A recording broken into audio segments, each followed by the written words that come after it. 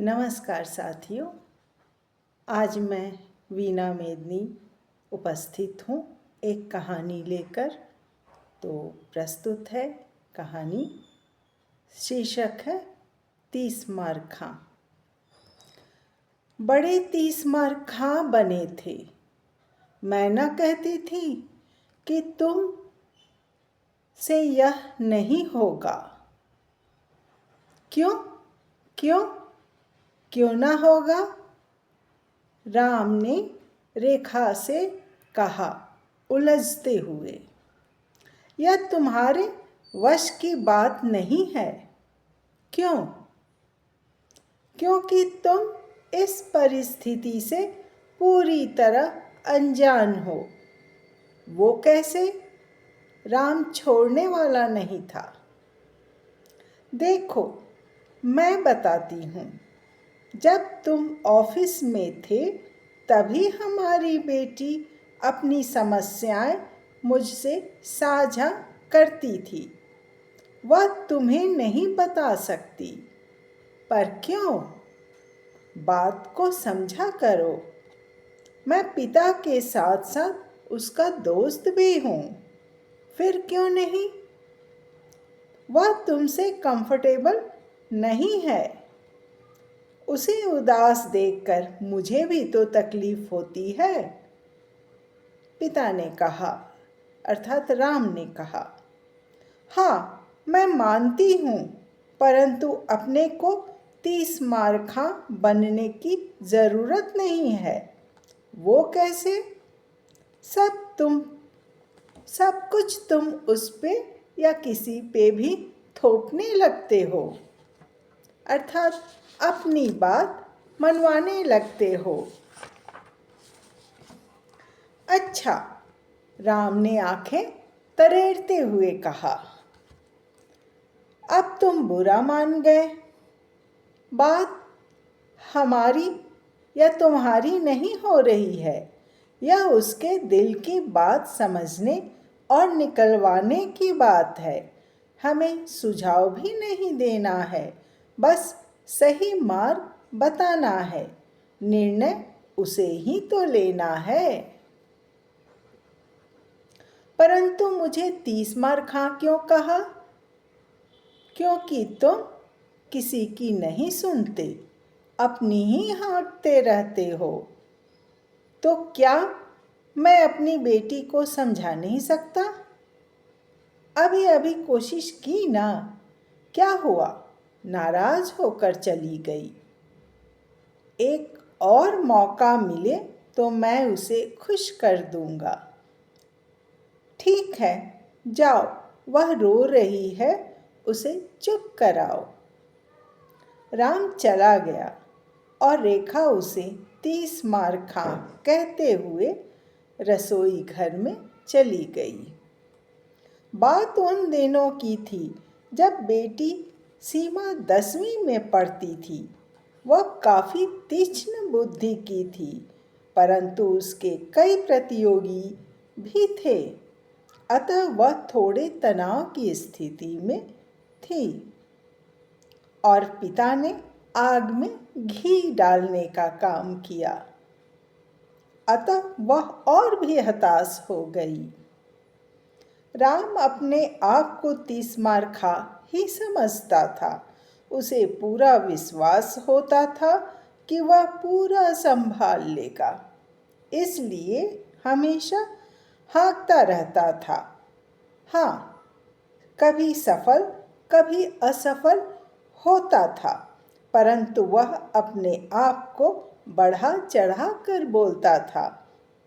इसलिए रेखा उसे 30 मार खां कहकर चिढ़ाती थी। बात सीमा की हो रही थी। सीमा को क्लास में प्रथम पोजीशन बनाए रखने के तनाव में वह अभी तनाव की स्थिति में थी, परंतु राम यह न समझते हुए उसे प्रथम आने के हुनर को समझाने लगा था, जिससे सीमा की तकलीफ में इजाफा ही हुआ। खैर, राम ने फिर उसे समझाने की कोशिश की। बेटा, मैं तुम्हारे लिए ट्यूशन लगा दूंगा। देखना, प्रथम तो तुम ही आओगी। मत चिंता करो पापा, अतिरिक्त ट्यूशन के लिए मेरे पास वक्त कहाँ है। मैं कुछ इंतज़ाम करूँगा। पापा, मुझे अकेला छोड़ दो, सीमा ने कहा। राम अपना सा मुंह लेकर लौट आया। रेखा ने दूसरे दिन सुबह से ही सीमा की पसंद के गाने लगा दिए। सीमा की छुट्टी थी, परीक्षा के पहले वाली। सीमा का ध्यान गानों पर गया और थोड़ा मूड बदला। फिर फुर्सत में रेखा ने एकांत में सीमा से पूछा, बेटी, किस बात से इतना विचलित हो? माँ, कहकर सीमा रेखा के गले लगकर रो पड़ी। अपनी व्यथा कह डाली। बेटा, तुम जिंदगी में क्या बनना चाहती हो? डॉक्टर। तो तुम्हारा लक्ष्य एक डॉक्टर बनना है? हाँ माँ। तो इसके लिए तुम्हें क्या करना चाहिए? पढ़ाई। हाँ, ज्ञान प्राप्त करना।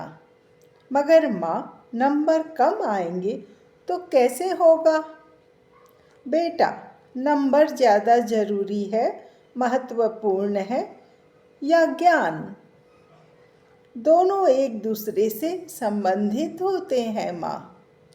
हाँ, परंतु एक अंतर है। ज्ञान प्राप्त करना तुम्हारे हाथ में है और नंबर देना अन्य के हाथ में है। तो फिर तुम अपना कार्य करो, अर्थात पढ़ाई करो और नंबर छोड़ दो देने वाले पे। परंतु नंबर तो परिस्थितियों के आधार पर घटते बढ़ते हैं बेटा, उसको लेकर चिंतित नहीं हुआ करते हैं। जो हमारे हाथ में नहीं उसको लेकर क्यों सोचना? माँ, प्रथम नहीं आने पर मेरे दोस्त टीचर क्या कहेंगे? बेटा, इनके बारे में तो सोचना ही नहीं चाहिए। लोग तो बोलते ही रहते हैं। बस अपने लक्ष्य को ध्यान में रखकर बढ़ते रहना ही समझदारी है। और तुम बहुत समझदार हो बेटा। माँ, कहकर सीमा रेखा के गले लग जाती है। मेरा बच्चा, हमें तुम चाहिए, न कि तुम्हारे नंबर, रेखा ने कहा अपनी बेटी से। माँ, आज मेरे दिल से बहुत बड़ा बोझ उतर गया। अब मैं पढ़ाई पर ध्यान दूंगी, न कि नंबर पर।